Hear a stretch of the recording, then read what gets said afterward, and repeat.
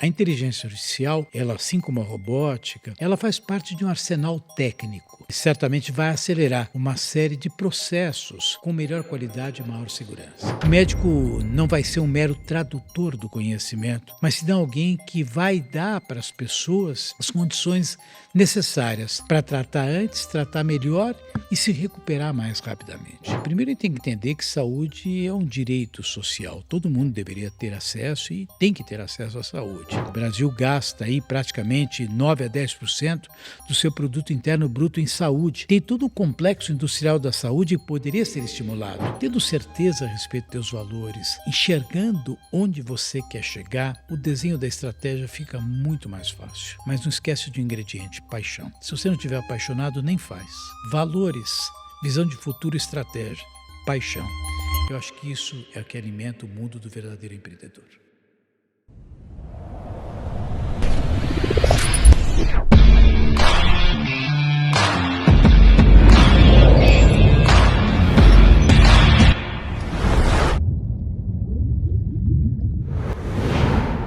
Olá, tubarões! Estamos de volta aqui no nosso Papo de Tubarões e hoje com uma conversa extremamente saudável, inteligente, estratégica e empreendedora. Porque você sabe, a saúde só evolui quando a ciência, a gestão e a humanidade caminham juntas. Hoje, no Papo de Tubarões, eu recebo um dos maiores líderes da saúde no Brasil. Um amigo médico, pesquisador, executivo, empreendedor, um cara que transformou. É um dos nomes que mais transformaram a forma como hospitais e instituições do país enxergam eficiência, gestão e cuidado.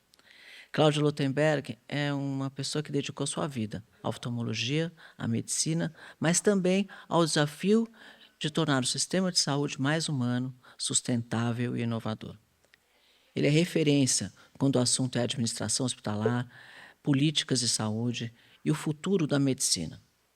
Eu sou a Cris Arcangeli e esse é o Papo de Tubarões. Prepare-se para uma conversa profunda sobre medicina, liderança e impacto. Impacto real na vida das pessoas. Seja muito bem-vindo, Cláudio Lotenberg. Ele é presidente do Conselho do Hospital Albert Einstein e um grande amigo. Muito bom te ter aqui, viu? Muito obrigada. Você começou bem, porque você falou uma das coisas que me orgulha muito, que é sobre a nossa amizade. E quando a gente fala de amizade, a gente fala de envolvimento, a gente fala sobre paixão, que é uma das razões que eu acho que dão suporte para a gente querer produzir, querer empreender. E como eu sou apaixonado pelas coisas que eu faço, eu gostaria de agradecer muito para uma querida amiga que hoje me convida para estar aqui comigo no dia de hoje. Cláudio, você criou muitas coisas, transformou o Brasil, transformou a forma da saúde, mas antes de falar de tudo isso, me fala mais, fala um pouco para a gente quem é o Cláudio. Eu sou um médico oftalmologista que trabalho e vivo de oftalmologia. Eu sou casado com a Ida, eu tenho 2 filhos, Fábio e Gustavo, os 2 aí em período já universitário, um que mora em Chicago, estuda lá, o outro, o Gustavo, que mudará agora para Nova York. São razões de orgulho para a minha vida. Eu trabalhei a minha vida muito focado em iniciativas da sociedade. Lidar com a saúde é um pouco disso. Eu não soube me envolver somente com os meus pacientes. Mesmo com eles, eu tive a oportunidade de construir uma rede de clínicas oftalmológicas, a Lotenhas, que depois foi vendida, quando eu fui presidente do Grupo Amil. Naquele momento eu vendi essa minha iniciativa, mas eu participei ativamente de um cenário de transformação do Hospital Israelita Albert Einstein, um hospital que é referência em práticas de medicina de excelência, em qualidade, um hospital que hoje tem um papel muito mais importante na esfera pública que na esfera privada, o hospital que liderou a parte de ensino e que tem hoje aquela que é considerada uma das melhores faculdades de medicina do nosso país. Além disso, uma vida comunitária muito intensa. Eu sou o presidente da Confederação Israelita do Brasil já há um período de 6 anos, tive um período anterior, outros 6 anos, e, portanto, algo que me orgulha muito, e com uma passagem, inclusive, pela vida pública, tendo sido secretário da Saúde de São Paulo, junto com o Serra, que é reconhecidamente um dos grandes gestores do mundo público brasileiro. É, Cláudio, realmente é muita história. Vamos falar um pouquinho do Einstein, depois eu quero falar um pouco da Confederação Israelita. Eu sei que você faz um trabalho incrível, incansável, em comunicar um pouco sobre como a comunidade israelita pensa, faz e age. Acho isso muito importante nos momentos atuais. Então eu quero falar um pouquinho sobre isso. Mas vamos falar um pouquinho sobre Einstein. É, aquele hospital é um mundo, né? Cada vez que eu vou lá me perco, tanto que muda e reforma, ele cada vez tem um pedaço novo surgindo. E com essa história da inteligência artificial, eu vi que na universidade vocês têm uma área de engenharia robótica, para ensinar medicina robótica. Eu achei isso incrível. Então, como que a inteligência artificial está transformando a medicina? Olha, esse é um grande desafio, porque a inteligência artificial, ela, assim como a robótica, ela faz parte de um arsenal técnico e certamente vai acelerar uma série de processos com melhor qualidade e maior segurança. A pesquisa vai ser mais rápida, o atendimento vai ser mais protocolar, os erros terão uma tendência a diminuir e o acesso ao conhecimento técnico, inclusive por parte dos leigos e dos prestadores, vai estar aí disponível. O que vai sobrar de tempo para o profissional médico? Justamente aquilo que é muito único, que é criar o sentido de confiança, que é criar o sentido da empatia, a compaixão. O médico não vai ser um mero tradutor do conhecimento, mas sim alguém que vai dar para as pessoas as condições necessárias para tratar antes, tratar melhor e se recuperar mais rapidamente. No cenário da longevidade, que é algo que você tem muita vivência e tem muita paixão, uma perspectiva de inserção muito maior do usuário, que vai encontrar no médico alguém que será um grande facilitador para isso tudo. E O por falar nisso, Einstein, você faz, desculpa interromper, mas você fez uma nova cirurgia retrativa, uma inovação na cirurgia oftálmica, que é incrível, porque a maior dor, eu acho, do ser humano é depois dos 40 começar a não enxergar direito. E você está resolvendo esse problema. olha, na verdade a gente discute hoje o conceito da longevidade dentro de uma perspectiva que a gente fala de health span, ou seja, agregar anos, mas com qualidade. E a visão tem um Nossa, impacto importante isso. tremendo, né? Após os 40, e nós passamos, já tem um tempinho Eu disso, não, você sim, né? eu Eu não. sim. Na verdade, uma das coisas que incomoda muito é a piora da qualidade visual. Então as pessoas precisam usar óculos para perto, as pessoas começam a ter uma opalescência do cristalino, quer dizer, a catarata começa a se formar, e os recursos que surgiram através de lasers, cirurgia de catarata, implante de lentes diferenciadas, isso é uma coisa que está agregando muito. E eu também nessa frente tenho trabalhado muito, né? A gente tem os lasers mais modernos no hospital, trouxemos realmente uma máquina de cirurgia de catarata hoje que é muito mais ágil, gasta menos energia, faz de uma maneira muito mais rápida o procedimento, e tudo isso dentro de uma perspectiva de deixar os pacientes o menos dependentes de óculos. Lógico, isso tem um reflexo importante, existe correlação hoje entre catarata e doença de Alzheimer, né?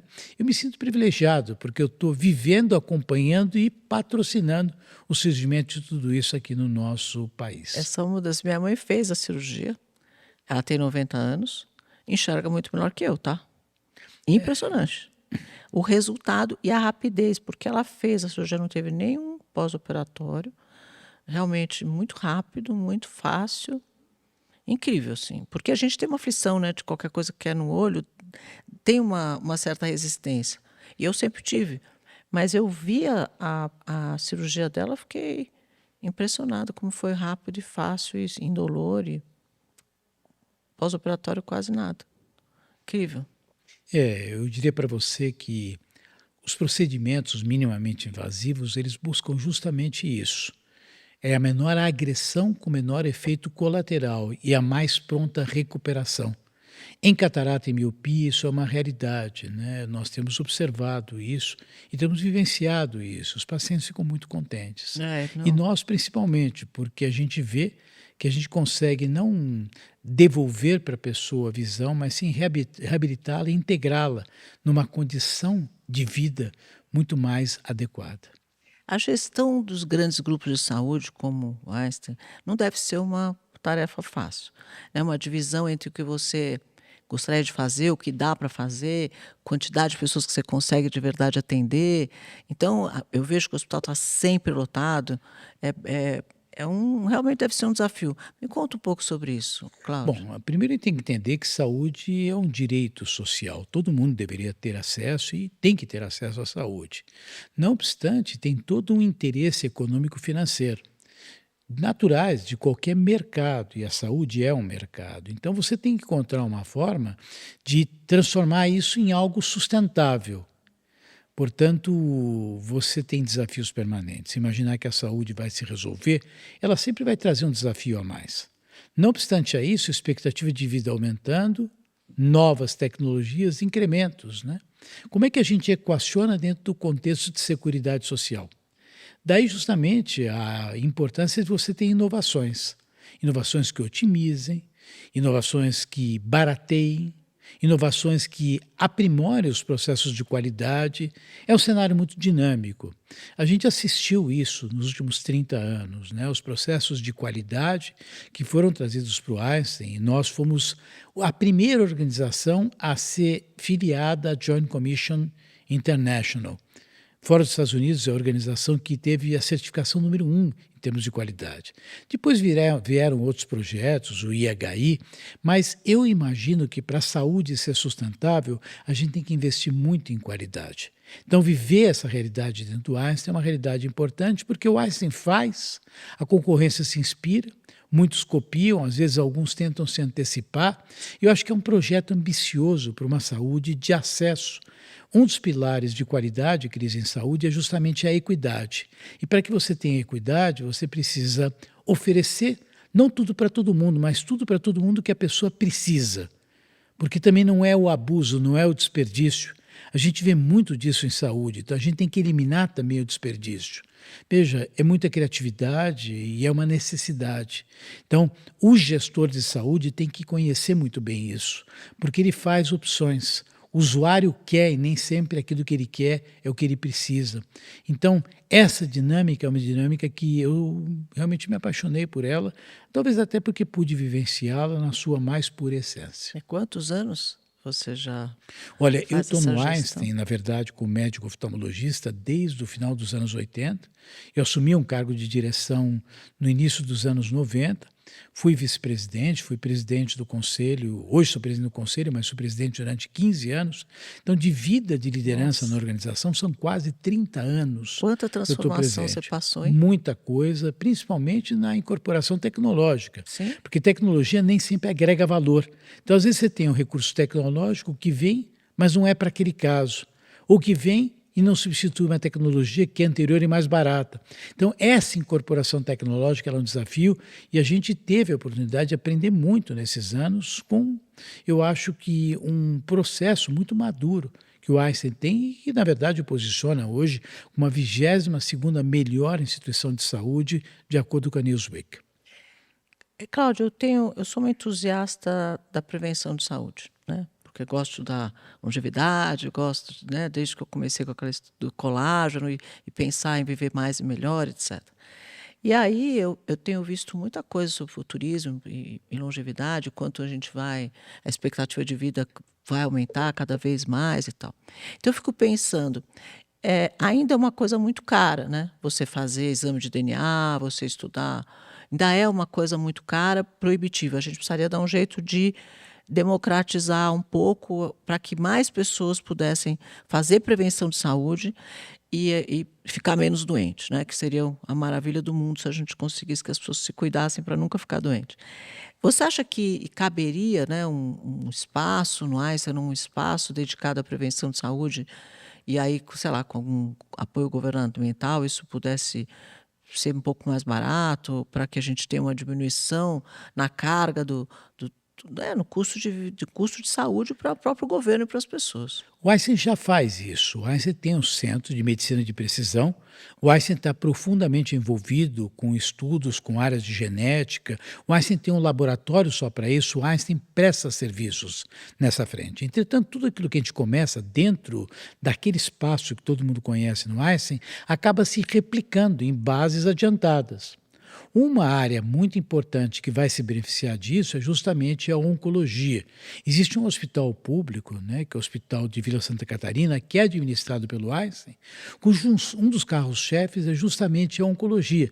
Então tem muita coisa já acontecendo. Quando você fala de longevidade, né, tem muita coisa em epigenética, metilação.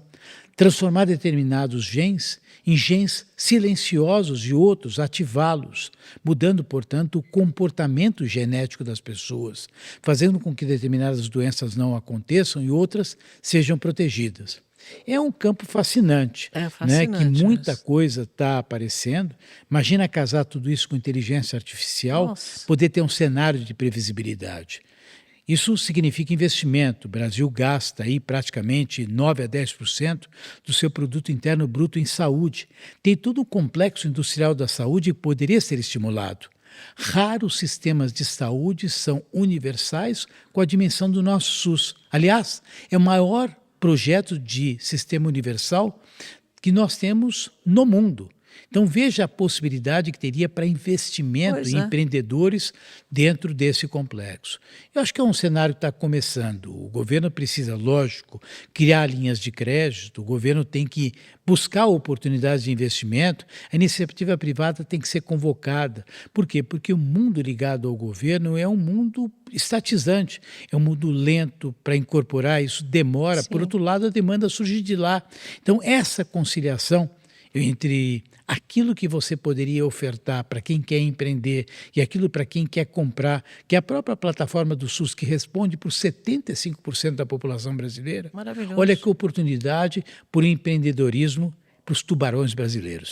Sabe que outro dia eu vi uma iniciativa de um estudioso de genética e desses exames de DNA, conseguiu fazer uma parceria com uma cidade do interior de São Paulo e está disponibilizando para toda a população da cidade os testes genéticos para que você comece a fazer prevenção de saúde, como essas doenças autoimunes, como Alzheimer ou Parkinson, etc. Você consegue, com algumas vitaminas e algumas coisas, suplementação, etc., própria, impedir que essa doença venha. Então, eu achei incrível, quer dizer, se a gente conseguisse fazer isso numa escala maior, em outras cidades, em outros.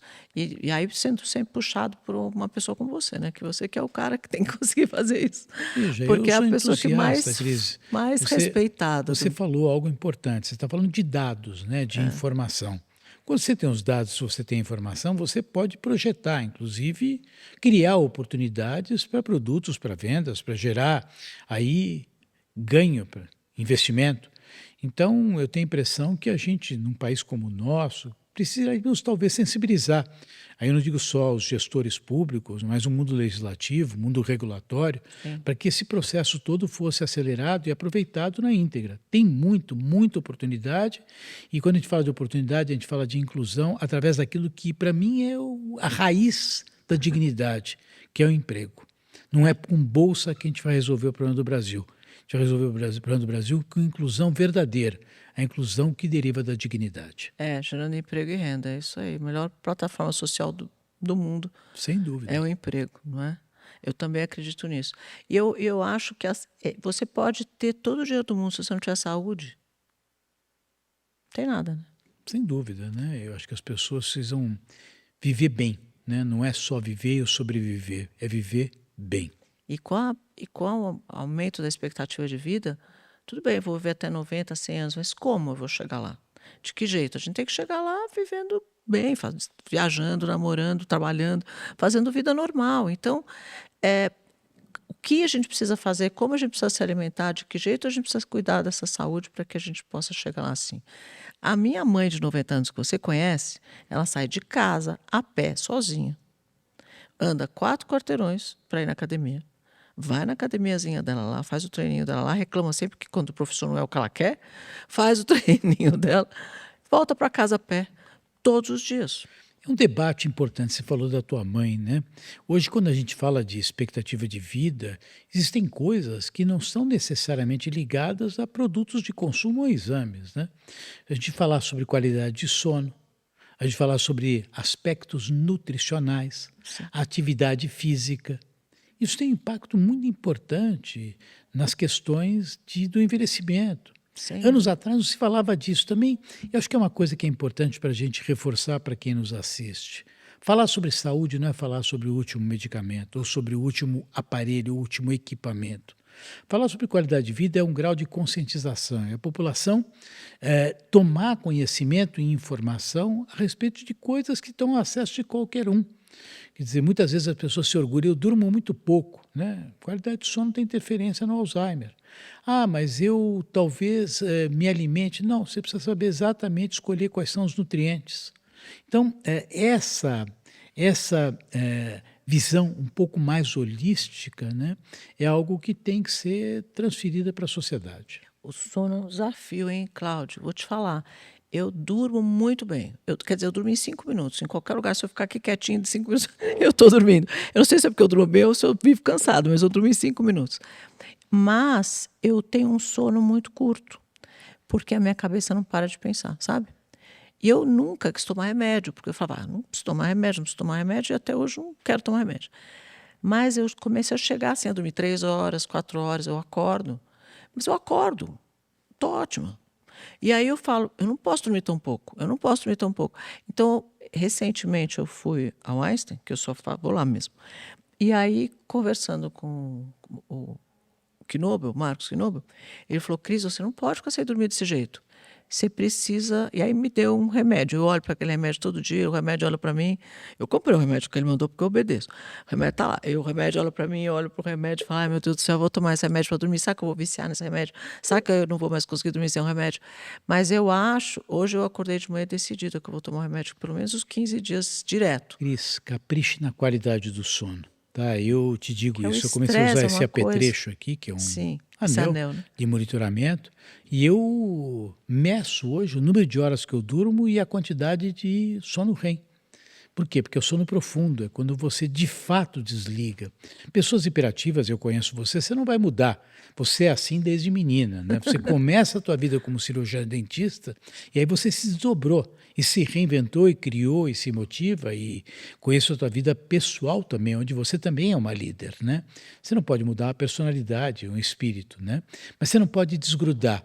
E essas horas que eventualmente estão faltando para você, de um sono Vai me mais fazer qualificado e profundo, talvez seja o caso de você dessa vez, essa noite lembrar disso, ceder e tomar teu comprimidinho. Não faz mal, né? A gente Não. tem tanta coisa mais moderna hoje que não vicia. Sem dúvida. A gente tem uns preconceitos que ficaram, de umas lendas que ficam na cabeça da gente. Ah, remédio faz mal, que não sei o que e tal. E no final tem tanta tecnologia hoje para tudo, né? Que você pode tomar o remédio, dormir bem Eu acho que e como qualquer recuperar coisa, o que você precisa é de orientação. Você não pode tomar iniciativas para cuidar da tua saúde sem ter a supervisão de alguém que te dê o conhecimento para fazer a coisa de forma adequada. Sem dúvida. Você, Buscar orientação médica, eu vejo muita gente hoje, Cláudio, buscando orientação na amiga, na internet, na pessoa que falou, na influenciadora que disse, como isso, como aquilo, faço isso, faço aquilo. Falo, gente, sabe que na China eles fizeram uma lei que para você ser influenciador e falar sobre um assunto, você tem que comprovar para a plataforma, mandar o teu diploma e comprovar que você tem conhecimento sobre aquilo. Eu achei bárbaro. Porque está cheio de gente que é empreendedor, nunca foi, que é médico e nunca foi, que é personal trainer e nunca fez educação física. Está cheio de gente dando aula de tudo naquela internet, falando de finanças e nunca foi nada. porque acho que você está chamando atenção para algo importante. Eu falei hoje numa aula que dei para os alunos da faculdade que o conteúdo técnico é um lado da abordagem. O outro lado é como você coloca o teu sentimento, como é que você constrói a narrativa. E leve-se em consideração que você está usando o conhecimento técnico adequado, mas tem gente que não tem o conhecimento técnico, mas é bom de narrativa. Nossa. Então você precisa saber muito bem a quem você está abrindo o teu espaço. Você aqui, você convida, né? Você está falando com pessoas e você vê se a pessoa tem a qualidade adequada sobre o assunto que está falando. Mas no mundo das mídias sociais, a plataforma é aberta. e você vai lá e se posiciona. Então, eu não sei de que maneira regular isso, mas é absolutamente vital, porque quem nos assiste acaba levando em consideração Porque a e gente é coloca impactado, credibilidade. se você vai impactado por várias informações, acaba acreditando em coisa errada. E o que eu vejo gente tomando esses remédios sem orientação nenhuma, sem indicação médica, essas canetinhas, então, de emagrecimento, o cara compra e toma. Aí eu falo, bom, mas qual médico está te orientando? Nenhum. Fala, ai, que perigo. Porque aí sim vem os efeitos colaterais, porque tomar errado, na dose errada, na forma errada. Então, eu acho que essa legislação chinesa, de obrigar que a pessoa tenha conhecimento para poder falar sobre aquele assunto, é fundamental. As pessoas olham muitas vezes com uma certa resistência, né? Quando alguém te limita o espaço e a tua vocalização, né? Como se isso pudesse infringir a tua liberdade de expressão. Acho que caberia à sociedade ela ser um pouco mais rigorosa nos seus padrões éticos e questionar ela, a sociedade, se ela pode se permitir se posicionar a respeito de tudo. Todo mundo virou especialista de tudo. É, Então, um fala sobre guerra, o outro fala sobre economia, o nossa. terceiro fala sobre qualidade de vida. Qual é a base que a pessoa tem para falar sobre E isso? sobre guerra, então, meu Deus do céu. Nesse aspecto, eu sou hoje um expert, né? Porque eu vi aí um cenário de uma inversão completa, né? Dentro do processo que acontece agora em Gaza, né? Sim. As pessoas, lógico, lamentam todas elas, e eu também, mortes de civis, mas elas invertem quem começou o conflito, inverte o conceito de terrorismo, né? Inverte o conceito do que é autodefesa, né? A verbalização, o direito da expressão. Então, eu tenho a impressão que é uma sociedade muito irresponsável e que se acha no direito de discutir qualquer coisa. Usado, né? Eu, quando vou falar de alguma coisa que envolve a minha área, que é saúde, eu vou lá e leio, eu me dedico, eu me aprofundo, né? Se eu vou falar sobre economia, tenho que tomar cuidado. Por quê? Porque se eu for alguém que tem uma certa penetração no espectro social, e as redes sociais criam isso, de repente alguém que está lá, pá, o Cláudio Lotenberg falou sobre economia em saúde, custo de medicamentos, mas será que ele de fato tem o conhecimento necessário para isso? Então eu acho que a gente precisa convocar a sociedade para ser um pouco mais consistente na maneira de abordar e de falar sobre certos assuntos. Eu tenho uma palestra de um estudioso que aconteceu recentemente no HSM, e ele disse uma coisa muito importante, Cláudio, sobre isso. Ele disse o seguinte: antigamente a gente era impactado por vários tipos de mídia, de forma bastante descentralizada. Um lia jornal, depois você lia revista, depois você tinha uma revista internacional, outro jornal, outro livro, e a gente lia várias coisas. E cada um tinha o seu entendimento que quisesse sobre vários assuntos. Hoje, a mídia ela é muito mais centralizada na internet. E ela é gerenciada pelo algoritmo. Então, o algoritmo te diz o que você vai assistir, ver e ser impactado. Ele controla. Então, o que acontece? Os canais de mídia, os canais de internet, eles querem audiência, eles querem chamar atenção. Então, eles fazem o quê? Eles programam o algoritmo para o que dá mais ibope. E o que dá mais ibope? Desgraça, problema, Polêmica, né? polêmica. Né? Então, o que acontece? Virou esses polos, essas pessoas polarizadas discutindo tudo, porque isso dá ibope. E então a gente acaba sendo impactado por um monte de problema, um monte de desgraça, um monte de coisa ruim, sendo que a gente tem. Nós estávamos até agora falando de coisas boas do Brasil, de coisas boas da medicina, de iniciativas legais. Antes de você, 2 outros passaram por aqui com coisas incríveis. O Brasil é incrível.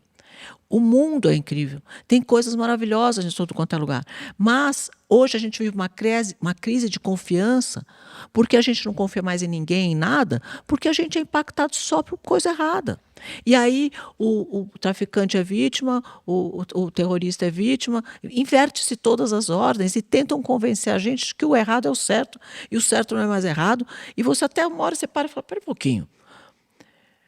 Que informação é essa que estão chegando nos meus filhos ou até nas pessoas que às vezes não têm o discernimento para entender que aquilo está errado?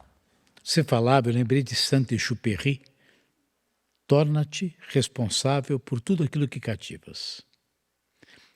Os influenciadores deveriam ser responsáveis para entender que eles devem tratar de assuntos sobre os quais eles têm pleno domínio.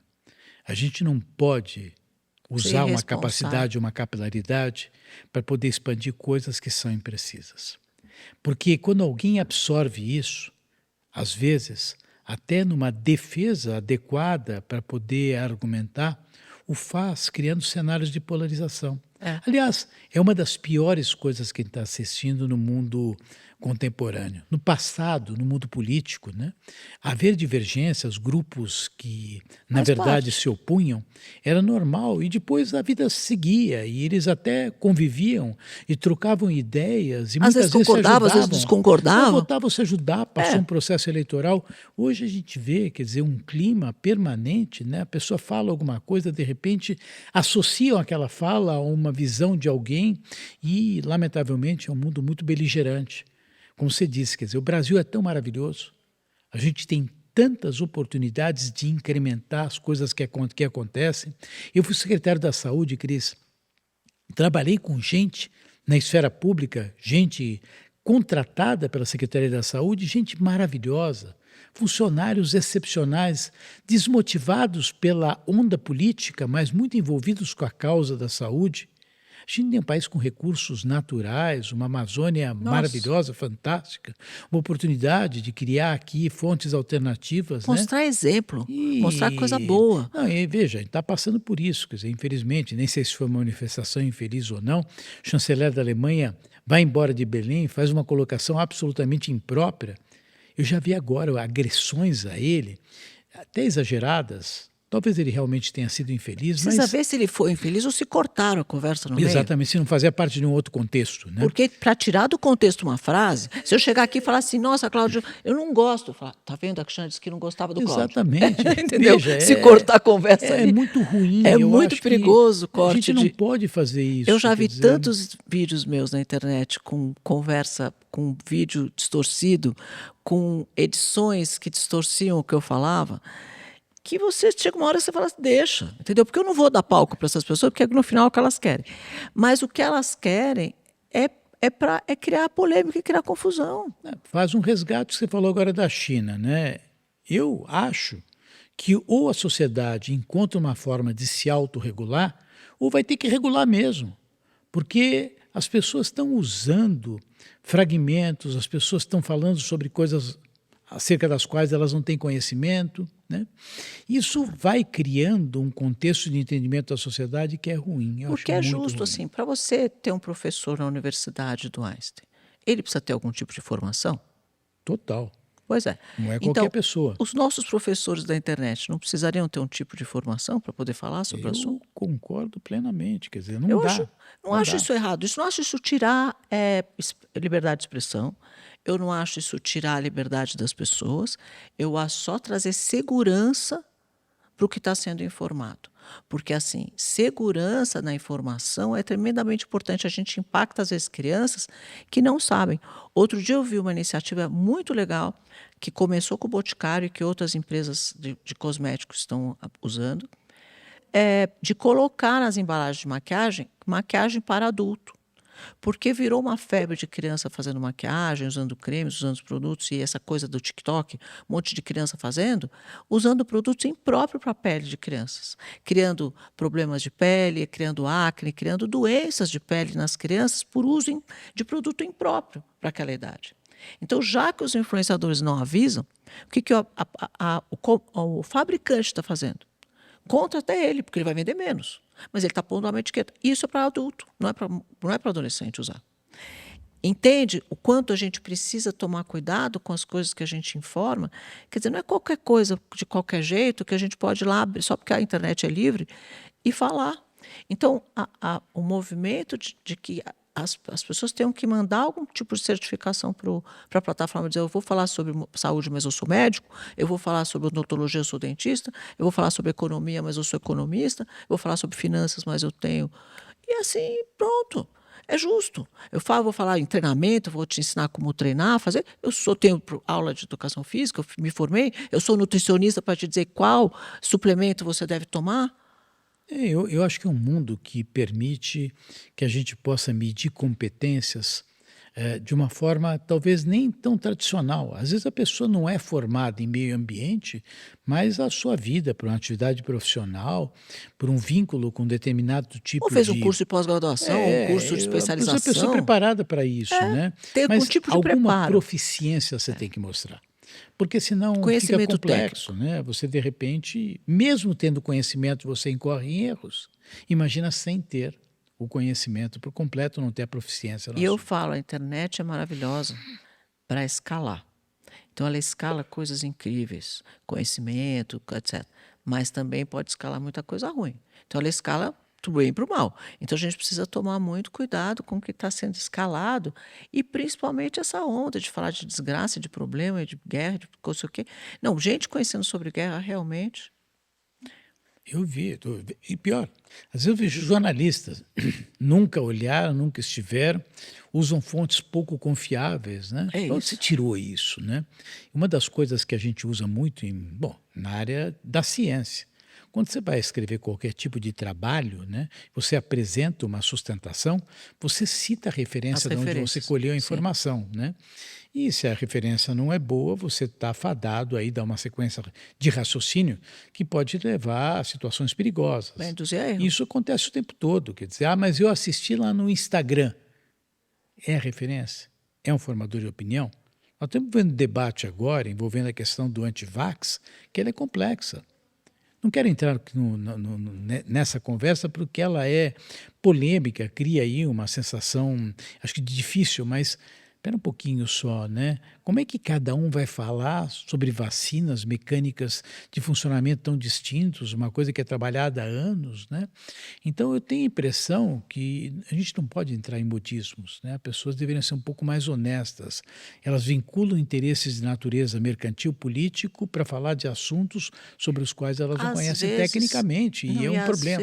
e às vezes é pior que isso. Às vezes é buscar palco, é buscar É, seguidor, é protagonismo. buscar protagonismo, que é pior, porque aí, né, é muito raso você criar toda uma polêmica para buscar seguidor, né, para buscar polêmica. Que tipo de seguidor é esse também que vai seguir polêmica? Então, né, então pensar o que a gente segue, o que a gente vê, as pessoas que a gente procura, fazer uma limpa. Eu sempre falo, tem que fazer uma limpa no celular das crianças, o que eles estão vendo, o que estão fazendo, para ver o que for bom, maravilhoso. Os grandes atletas, as pessoas que falam de esporte, de empreendedorismo, de negócio, de saúde, de bem-estar, de natureza, seja lá o que for, né? Mas que fale com propriedade sobre qualquer um desses, sobre carro, né? Sobre moda, sobre qualquer coisa, mas com propriedade sobre esse assunto para que a gente possa ter uma civilização mais em paz, né? Sem dúvida. Trazer paz, porque eu acho que isso vai trazer paz, viu?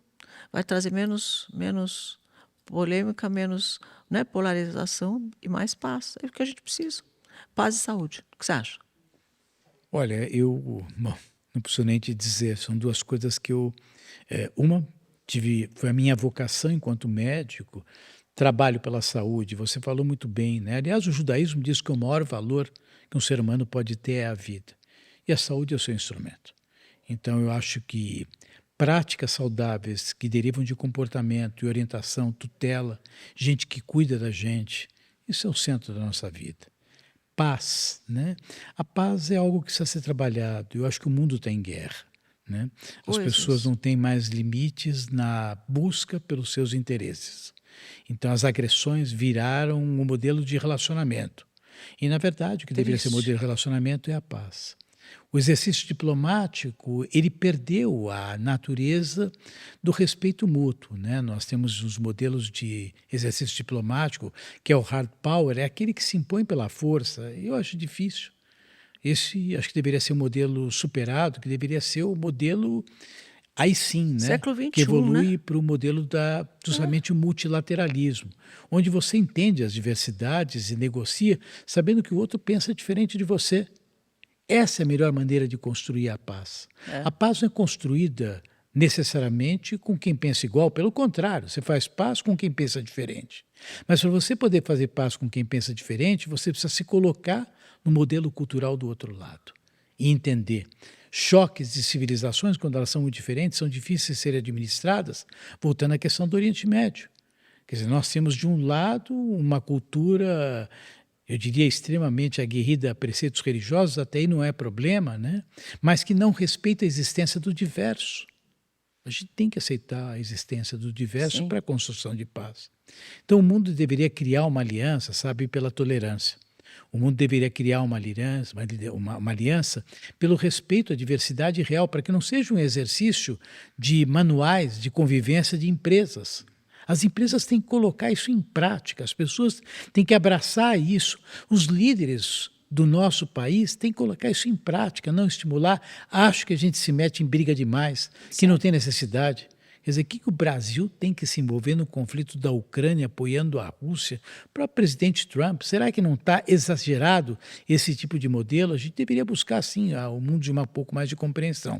Significa aceitação do próximo. Eu acho que também, Cláudio, não, falando um pouco sobre isso, como que a gente pode estimular as pessoas a aceitarem umas às outras, porque eu percebo assim, eu sou uma pessoa de direita, sempre fui.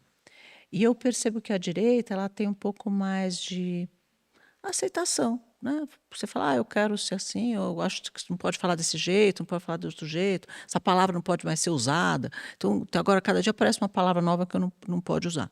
Então, eu acho engraçado, um dia era criado mudo que não pode usar, umas coisas mais, assim, aleatórias. Fala, tudo bem, não pode usar, não uso mais. Tudo bem, o que é para falar? Mesa lateral, tudo bem. Então, agora eu falo mesa lateral, tudo bem. Eu não tenho problema de aceitar essas mudanças que eles sugerem. Mas eu vejo que o inverso não é muito verdadeiro. Muitas vezes, o que a gente acredita, por exemplo, família, a paz, a sociedade, o trabalho, tem muitas coisas que eu acredito e que aí é combatido. Eu falo, não pode ser assim. Então, eu acho que e a gente acaba também silenciando. Fala, tudo bem, deixa, ele não acredita ou não quer, eu vou seguir minha vida pensando assim. Então, eu acho que a gente também tem que pedir nosso espaço para a gente poder pensar da nossa forma. Se eu quiser acreditar na paz, se eu quiser acreditar na família, se eu quiser, deixa eu continuar acreditando nisso. Se você não quer acreditar, tudo bem, mas deixa eu continuar acreditando nisso e não ser taxada por isso. Você Ah, não, sabe, você é tal coisa, você acredita nisso. Eu falei, não, eu só acredito nisso. Ah, você usa a bandeira do Brasil? Eu sempre usei a bandeira do Brasil. Eu tenho a bandeira do Brasil, você vai se lembrar? Desde a Fitoervas, tem uma bandeira do Brasil, um quadro da bandeira do Brasil que eu carrego desde 86. Passou Cris, por eu todas as minhas acho, empresas. eu, Agora eu não posso usar mais a bandeira do Brasil? você Mas sabe da que onde que está escrito isso? eu lamento muito que as pessoas resolveram vestir uma roupa de ideologia de direita e de esquerda e deixaram de lado o mérito daquilo que envolve as relações interpessoais e dentro da sociedade. Eu acho que tem coisas que a esquerda adota que são importantes, são Sim. úteis, e existem coisas da direita, eu sou mais liberal, eu sou mais de direita, tá?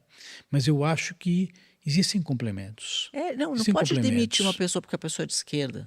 Você também não Agora, pode você não pode deixar de deixar que contratar o cara porque o cara é de direita. Quer dizer, onde nós pois estamos? é, Isso é o fim do a mundo. ideologia ela ficou mais forte que as nossas crenças. Pois é. E extrapolou-se modelos. Eu acho que a gente acaba vendo, você falou da esquerda, um abraço em determinadas questões, que a rigor elas devem ser defendidas por todos, e não pela esquerda, mas ela se apropria. E aí a direita não acompanha, por quê? Porque Só foi porque ela algo apropriou. se apropriou. Aí Então está tudo não dá errado. para ser assim, está Não tudo dá para errado. A ser, está gente não tudo pode ser errado. desse jeito. É verdade. Bom, muito obrigada, viu, Cláudio, você ter vindo até aqui. Isso foi uma delícia. Se deixar, eu fico conversando com ele até amanhã. Eu sei que ele é uma pessoa muito ocupada, tem o tempo corrido. Adorei você ter podido vir. E eu gostaria que você deixasse uma mensagem para os nossos empreendedores. Aqui só tem empreendedor.